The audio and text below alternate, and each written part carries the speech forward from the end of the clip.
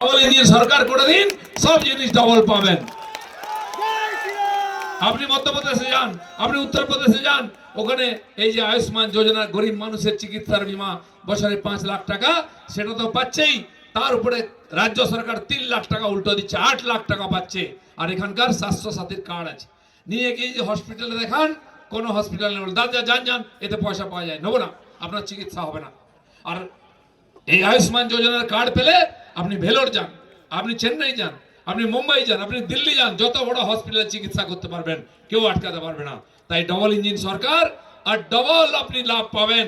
সেই জন্য এবারে ইলেকশন, এখানে পশ্চিমবাংলায় পরিবর্তনের ইলেকশন, সাধারণ মানুষের জীবনের ভাগ্যের পরিবর্তন, আমাদের সন্তানদের ভবিষ্যৎ পরিবর্তনের ইলেকশন।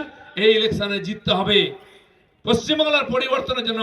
পশ্চিমবাংলার থেকে আমরা আবার যাতে উদ্বাস্তু না হই, আবার ছেড়ে পালাতে না হয় বাংলাদেশের মতো, সেই জন্য পশ্চিমবাংলাকে বাঁচাতে হবে, ইলেকশন করতে হবে, জিততে হবে, বিজেপি সরকার করতে হবে। এই বলে সবাইকে ধন্যবাদ। ভারত মাতা কি।